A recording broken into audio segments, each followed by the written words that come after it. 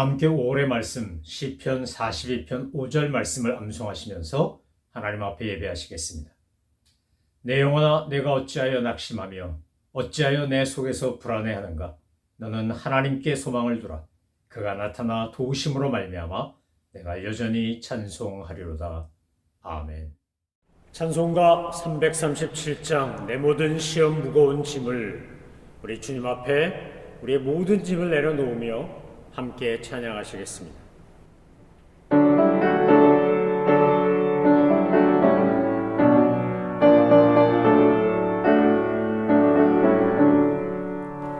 내 모든 시험 무거운 짐을 주 예수 앞에 아뢰면 근심에 쌓인 날 돌아보사 내 근심 모두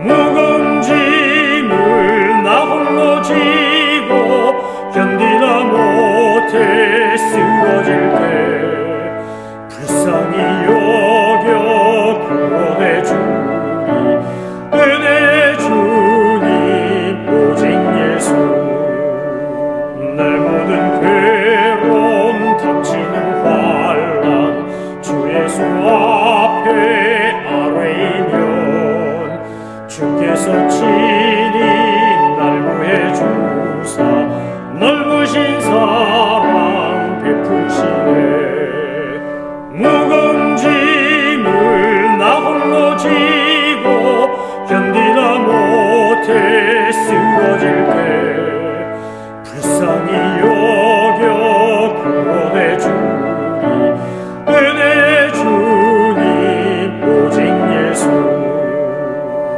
내 짐이 점점 무거워질 때 주 예수 앞에 아뢰이면 주께서 친히 날 구해 주사 내 대신 짐을 져주시네 무거운 짐을 나 홀로 지고 견디다 못해 쓰러질 때 불쌍히 여겨 구원해 주리 은혜 주님 오직 예수 마음의 시험 무서운 죄를 주 예수 앞에 아뢰면 예수는 나의 능력이 되사 세상을 이길 힘 주시네 무거운 짐을 나 홀로 지고 견디다 못해 쓰러질 때 불쌍히 여겨 구원해 주리 은혜 주님 오직 예수 구약성경 시편 7편입니다. 시편 7편에 보면 괄호 열고 작은 글씨로 이렇게 써 있습니다. 한번 같이 읽어보실까요? 다윗의 시가온 베냐민인 구시의 말에 따라 여호와께 드린 노래 이렇게 부제가 붙어 있습니다. 시가온이라고 하는 말이 성경 구약 성경에 나오면 이 말은 탄식하는 노래라는 의미를 갖고 있습니다. 시편 외에 다른 데는 거의 나오지 않는 독특한 표현인데 그것은 이 시편이 주로 다윗이 많이 썼는데 다윗이 하나님 앞에 탄식할 때도 기도하고 노래하고 찬양하고 감사할 때도 찬송하고 노래합니다. 그래서 이게 탄식의 신지 회개의 신지 아니면 감사의 신지를 구분하기 위해서 일종의 주석처럼 작은 글씨로 나와 있는 것처럼 하나 붙여놓은 거라고 볼 수 있습니다. 자, 그러면 베냐민인 구시는 누구냐? 우리가 아는 것처럼 베냐민 지파라고 하는 건 사울 왕을 배출한 지파입니다. 이스라엘이라고 하는 나라는 12지파 공동체입니다. 그러니까 일종의 우리식으로 말하면 부족 또는 씨족 공동체라고 할 수 있습니다. 야곱의 아들들이지만 야곱의 아들들인 12지파지만 사실은 배다른 형제들이기 때문에 아버지가 같고 어머니가 다른 형제들의 연합체이라서 사실 그들을 묶어주는 건 혈연이라기보다는 신앙 공동체, 하나님의 약속을 받은 언약 공동체로서의 연합이라고 할 수 있습니다. 그러니까 정말 한 아버지, 한 어머니에서 태어난 자녀들도 나중에 재산 때문에 싸움하는 거 여러분 많이 보신 것처럼 심지어 아버지는 같은데 어머니가 다르니 사실 야곱의 12아들 12지파는 가깝고도 먼 당신이라고 할 수 있습니다. 더더구나 요셉의 경우에는 이제 에브라임과 므낫세 지파 같은 경우에는 어떻게 되는 겁니까? 형들의 미움을 받아서 팔려서 애굽 땅의 노예로까지 갔기 때문에 사실상 요셉이 그들을 환대하고 용서하고 포용했기 때문에 문제가 없었지, 만약에 요셉이 복수하려고 들었다면 베냐민을 제외한 자기 같은 어머니로부터 낳은 동생을 제외한 나머지 10명의 형제 다 없앨 수도 있었습니다. 그러니까 이스라엘이라고 하는 공동체의 특징은 요셉을 통해서도 경험했고 하나님을 통해서도 경험한 것처럼 은혜 받은 언약의 공동체인 겁니다. 그러나 다윗이 왕이 되고 사울 왕이 왕이 될 때만 해도 어차피 한 지파에서 왕이 나왔기 때문에 그 지파를 제외한 나머지는 적대적 관계라고 해도 과언이 아닙니다. 뭐가 잘나서 너희만 왕이 나왔냐? 이런 인간의 생각이 얼마든지 있을 수 있기 때문입니다. 이스라엘의 초대 왕이 사울이었기 때문에 베냐민 지파는 나름대로 자부심과 강성함이 있었고, 그 베냐민 지파 사람들이 볼 때는 유다 지파인 다윗이 왕이 되면서 자기들의 모든 기득권을 빼앗겼다고 여겼을 겁니다. 왜 나라를 세우면 그 수도를 천도한다 그럽니다. 캐피탈 시리를 옮깁니다. 이유는 간단합니다. 그곳에 있던 기득권자들이 이미 몇백 년 동안 텄닦고 있었던 곳에서는 신흥 세력이 주도권을 가지고 하기가 힘들기 때문에 통일신라가 망하면 경주에서 개성으로, 고려가 망하면 개성에서 서울로 천도를 합니다. 이유는 바로 그런 기득권들을 다 무력화시키고 새로운 집권 세력이 주도적인 권력을 잡고 전국을 주도하고 싶어서인 겁니다. 그래서 나라가 바뀌면 예외 없이 천도를 했던 이유도 그런 거였습니다. 그러니까 베냐민 지파 사람들이 볼 때 다윗은 마음에 들지 않는 왕인 겁니다.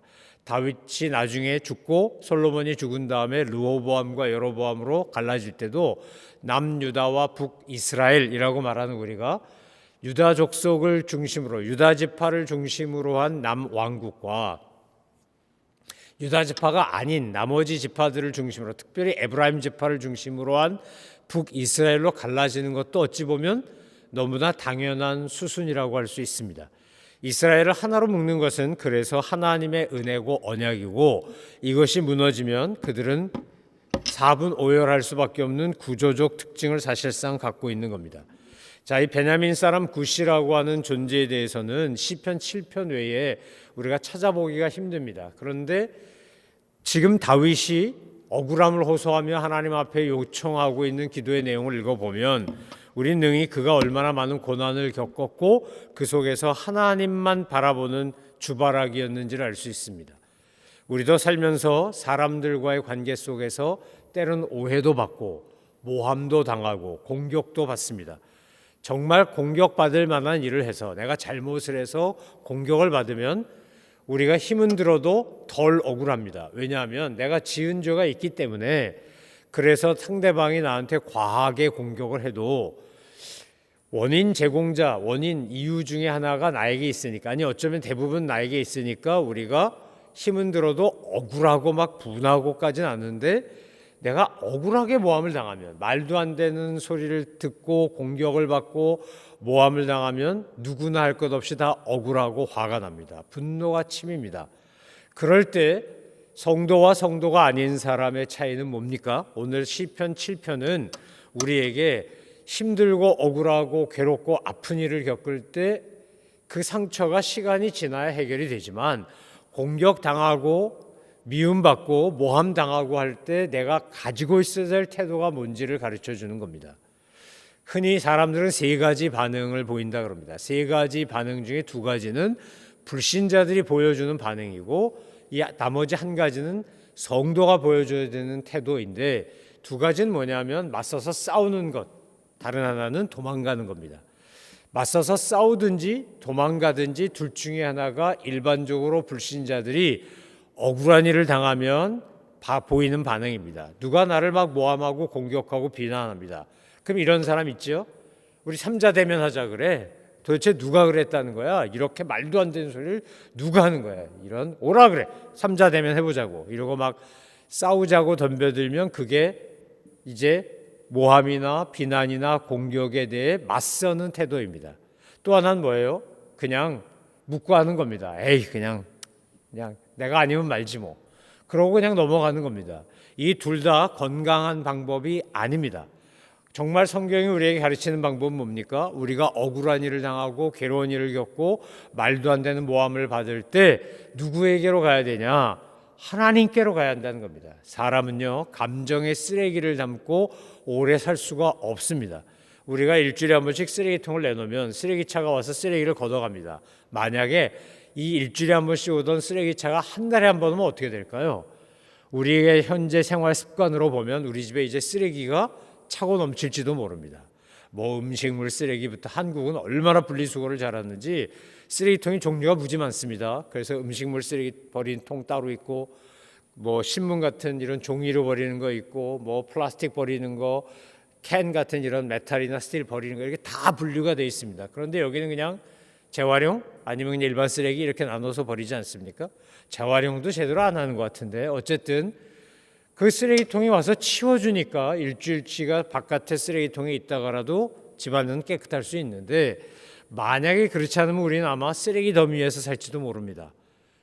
인간의 감정도 똑같습니다. 우리에게도 감정에 쓰레기를 담아놓는 쓰레기통이 있는데 이것이 꽉 차면 이거 쏟아내지 않으면 그러면 그것이 부글부글 끓다가 터집니다. 그러면 문제가 생깁니다. 그래서 저와 여러분이 선택해야 되는 건 뭐냐? 맞서 싸우는 것도 아니고 도피하거나 부정하는 것도 아니고 그 당한 어려움과 속상한 마음을 가지고 하나님께 나아가서 하나님께 내 상한 감정을 쏟아내는 겁니다. 이것도 한두 번이 아니라 여러 번을 해서 내 안에서 감정적 앙금이, 부정적 경험이, 상한 감정이, 쓴뿌리가 다 없어질 때까지 하셔야 됩니다. 다윗은 그런 면에서 아주 탁월한 사람이었습니다. 그래서 오늘 7편 1절에 뭐라고 말합니까? 자, 한번 볼까요? 다윗이 이렇게 시작합니다.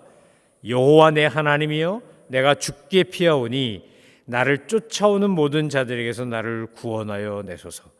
자, 1절 7편 1절에 보면 다윗은 지금 어려움을 당하니까 누구에게 피했다고 되어 있습니까? 여호와께. 여러분 우리가요 성경 평상시에 아무 문제 없을 땐 잘도 읽고 맞아 문제가 생기면 하나님께 피해야 돼. 그런데 막상 문제를 딱 맞닥뜨리면 어떻게 됩니까? 제가 아까 말씀드린 그 두 가지 함정에 빠진 경우가 너무 많다는 겁니다. 내가 막 싸우든지 아니면 내가 피하든지 그런데 그냥 피하지 않고요 뒤에서 그 사람 욕하고 흉보고 비난하면서 사실은 똑같은 소리를 하면서 피하는 경우가 더 많습니다. 이 두 가지 다 성경적으로 보면 신앙적으로 보면 옳지 않다는 거예요. 어떻게 하는 게 가장 좋다는 거예요? 어떻게 해야 된다는 겁니까? 내가 죽게 피하소니 이겁니다. 내가 죽게 피하노니. 여러분 억울하고 속상하고 화나고 괴롭고 아픈 일을 겪으면 그 상한 감정과 말도 안 되는 것을 다 가지고 사람에게 가지 마시고 하나님께 가시기 바랍니다. 하나님께 가서 다 쏟아내시기 바라요. 다윗은 그런 면에서 우리에게 좋은 본보기입니다. 그는요 사람에게 자기의 상한 감정이나 억울함을 호소하거나 토로하지 않습니다. 그러면 사람 말이라는 건 난 분명히 아라 그랬는데 한 달이 건너가면 어가 되고 그 다음에는 완전히 딴말이 될 수 있습니다. 그러니까 사람에게 내 상한 감정을 쏟아내는 일은 온전하게 위로나 치료나 회복이 되지 않습니다. 도리어 또 다른 문제를 일으킬 수 있습니다. 그렇기 때문에 우리가 문제가 생기거나 억울한 일을 겪거나 속상한 일이 있으면 누구한테 가라고요? 하나님께요. 주님께 피하십시오. 사람에게 가지 마시고 하나님께 가셔야 합니다. 주님 앞에 내 상한 감정을 다 쏟아내고 기도하는 겁니다. 다윗은요 심지어 이렇게 기도합니다. 자, 7편 2절에 보니까 건져낼 자가 없으면 그들이 사자같이 나를 찢고 뜯을까 하나이다. 이거 지금 뭐 하는 거예요? 하나님 앞에 호소하는데 하나님이 나 안 건져주시면 저 죽습니다. 이렇게 이야기하는 거예요. 저들이 나를 사자처럼 와서 물고 뜯고 찢고 아주 그냥 엉망진창을 만들 겁니다. 여러분, 우리 한국인들은, 한인들은 오랫동안 유교 문화의 영향을 받았기 때문에 우리는요, 나보다 남의 말과 시선을 더 중히 여기는, 더 고려하고 생각하는 성향이 우리 안에 있습니다. 우리가 한인이기 때문에 어쩔 수 없어요. 우리 안에 있는 유교적 특징, 불교적 특징, 샤머니즘적 특징이 우리 안에 문화적으로, 풍습적으로 이렇게 다 담아 있다 이 말이에요. 담겨 있어요. 그래서 우리는요, 다른 사람이 나에 대해서 뭐라고 말하는 것에 이 서양 사람들에 비하면 좀 더 민감하게 반응하는 편입니다. 그런데 여러분, 나도 나를 모르는데 남이 나를 어떻게 합니까? 내 마음도 아침 마음 다르고 저녁 마음 다르는데 다른 사람이 나에 대해서 보는 건 장님이 코끼리 만지는 것 같지 않겠어요? 뭐 일부밖에 더 알겠어요? 어떤 한 단면, 한 사건, 그걸로 나를 어림짐작하는 거죠. 그러니까 그들이 하는 말은 온전히 맞는 말일 수 없어요. 틀린 말이에요. 나는 매일 변화하는 사람이고 조금씩 달라지고 있고, 그리고 어제 나와 오늘의 나는 결코 같지 않아요. 그런데 나에 대해서 나쁘게 말하거나 악하게 말하는 사람은 언젠가 나에게서 보았던 단점이나 약점이나 실수나 또는 말도 안 되는 모함이나 이런 걸 가지고 공격하는 거 아닙니까? 그러니까 우리가 그런 얘기를 들으면 인간이라서 기분이 나쁘고 언짢은 건 사실이에요. 하지만 이거를 어떻게 푸느냐가 중요하다는 거죠. 어떻게 풀어야 된다고요? 어떻게 풀어요? 하나님께 가서 푸시라고요. 하나님께 피하시라고요. 사람에게, 상황에게, 다른 거에다 화풀이하지 마시고 속상한 마음 쏟아내지 마시고 괜히 얄궂은 남편이나 아내 붙잡고 하지 마시고 누구한테 하라고요? 하나님께 하셔야 돼요. 하나님께. 그래야 온전히 치유되고 회복돼요. 하나님께 다윗이 그렇게 나아가서 막 쏟아내기 시작합니다. 여호와 내 하나님이여, 내가 이런 일을 행하였거니와 내 손에 죄악이 있거나 뭐 이러면서 자기가 과거에 하나님의 마음으로 사울 왕을 살려줬던 이야기를 아마 떠올리면서 이렇게 노래했는지도 모르겠어요. 이렇게 기도했는지 모르겠어요. 사울 왕은 자기 죽이겠다고 쫓아다니지 않았습니까? 그런데 다윗은 사울을 죽일 기회가 2번이나 있었어요. 굴에 들어와서 소위 용변 보고 있을 때 가서 얼마든지 죽일 수 있는데 옷자락 살짝 베는 것으로 일종의 나중에 경고 사인 보내지 않습니까? 잠들었을 때 창과 물병 가져가잖아요. 그 창으로 찔러 죽일 수 있죠. 일 보느라고 정신없을 때 그때 뒤에서 죽일 수도 있죠. 부하들이 죽이겠다고도 했어요. 그런데 다윗은 그렇게 하지 말라 그래요. 여호와께서 기름 부어 세우신 자를 내가 해칠 수 없다는 거예요. 하나님이 하신다는 거죠. 내가 하지 않아. 원수 갚는 건 내 손에 있는 것이 아니야. 내 역할이 아니야. 그것은 하나님이 하시는 거라고요. 그러니까 다윗이 지금 3절 이하에 나오는 이 고백은 적어도 사울 왕을 살려줬던 사건을 생각해 보면 맞는 말이에요. 다윗은 하나님 앞에서 그래도 지켜야 될 것을 지키려고 노력한 사람이에요. 하나님 앞에서 양심도 믿음도 질서도 지키려고 나름 애를 썼단 말이죠. 사울 왕에게 그렇게 쫓겨 도망다니고 미친 척하고 침까지 흘려가며 그렇게 목숨을 구걸해야 될 만큼 이방인에게, 그것도 다른 나라 자기가 때려눕힌 골리앗을 장군 삼았던 블레셋 진영에까지 가서 목숨을 구걸했던 게 다윗 아닙니까?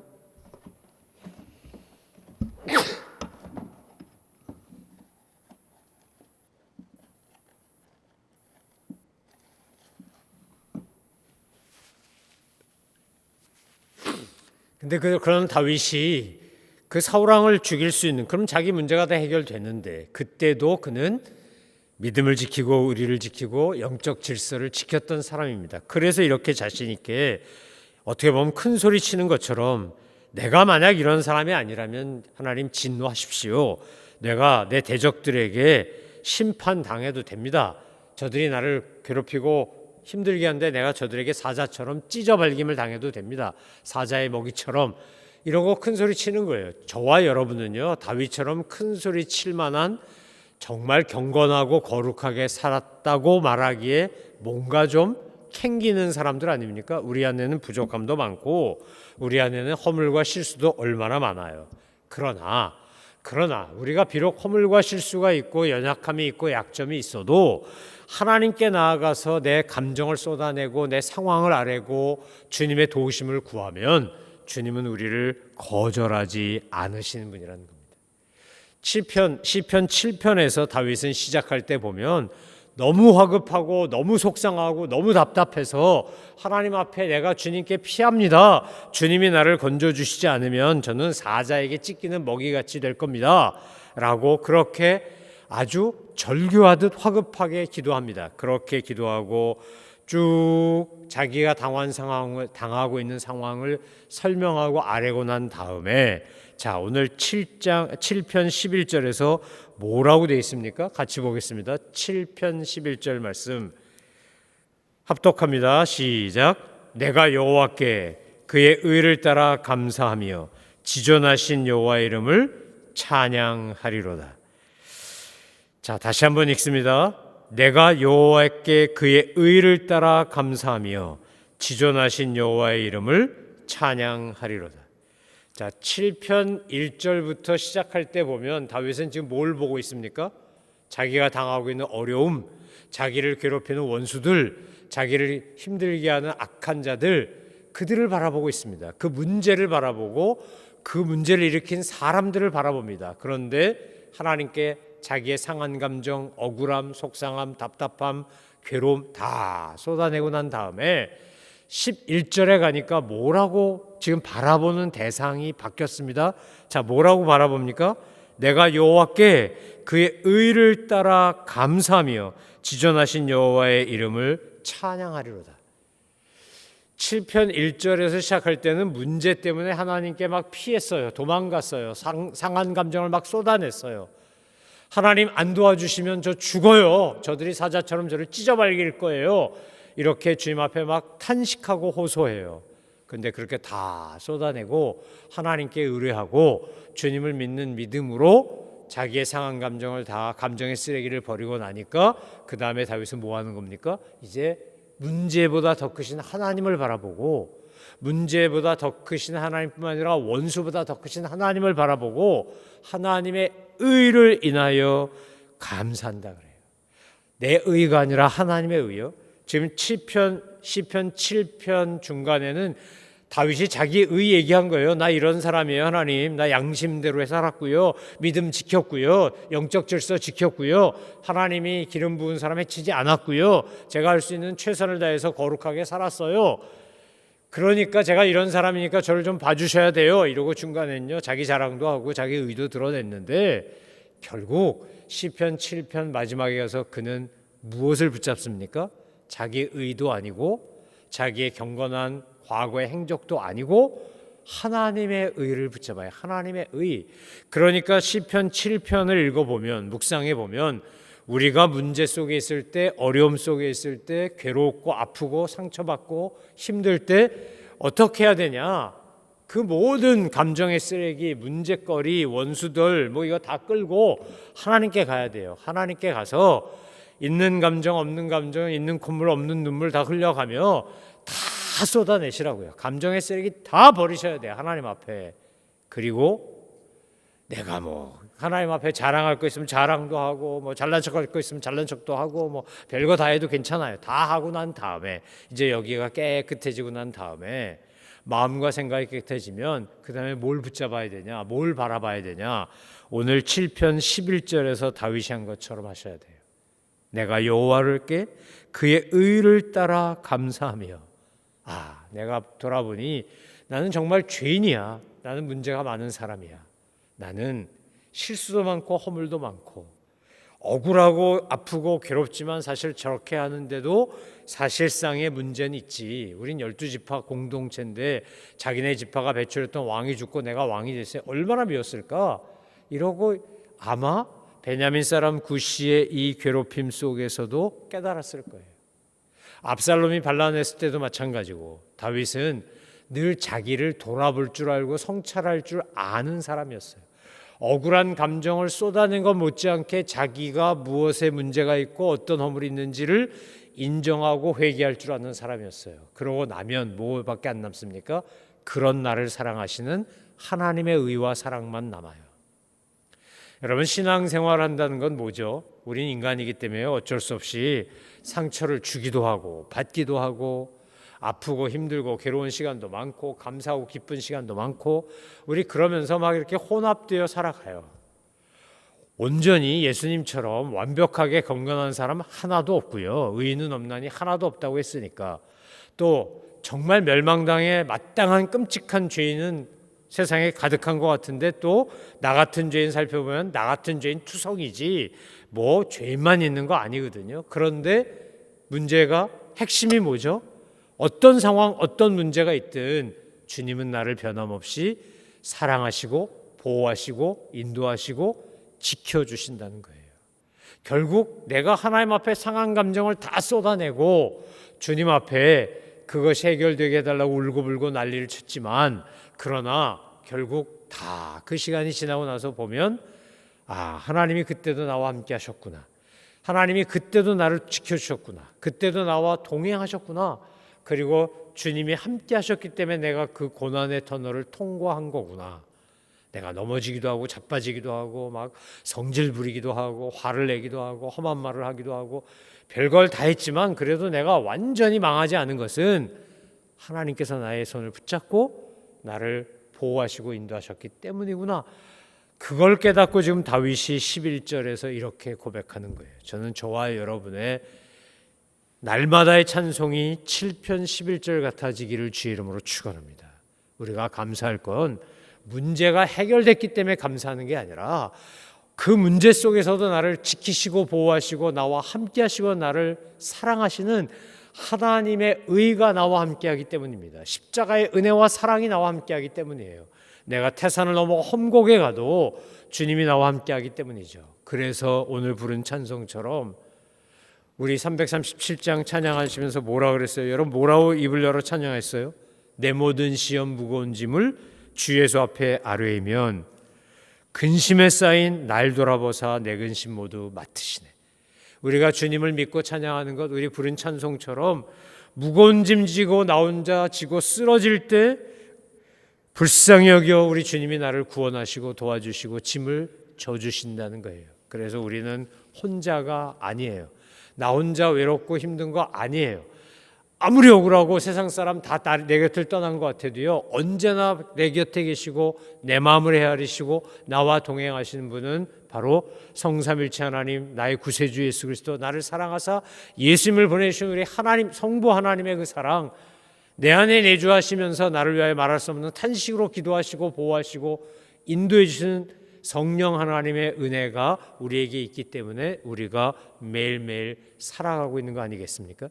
사랑하는 성도 여러분, 저는 저와 여러분이 마음이 상할 때 딴 데 가서 풀지 마시고 그 마음 보따리 푸실 때는 오직 하나님밖에 없음을 알고 하나님께로 달려오는, 하나님께로 피하는 믿음의 사람, 지혜로운 사람 되시기 바라고, 그 감정 다 쏟아낸 다음에 이제 빈 마음으로 깨끗하게 치유되고 회복된 마음으로 하나님을 찬양하며 주님만 의지하는 그런 믿음의 사람들, 그런 주님의 용사들, 믿음의 용사들로 살아가시는 우리 모든 믿음의 식구들 되기를 주의 이름으로 축원합니다.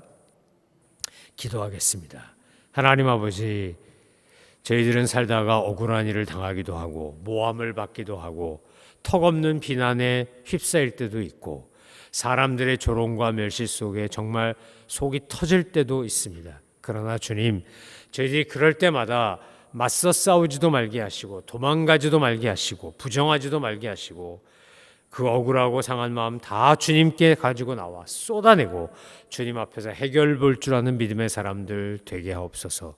사람에게서 해결 보려고 하지 말고 주님에게서 해결 보게 하시고 주님 앞에 나오면 주님은 우리를 온전히 치유하고 회복시키셔서 마침내 정결해지고 회복한 마음으로 다윗처럼 그렇게 하나님의 의에 감사하며 주님의 이름을 찬양하는 저희들 다 되게 하여 주옵소서.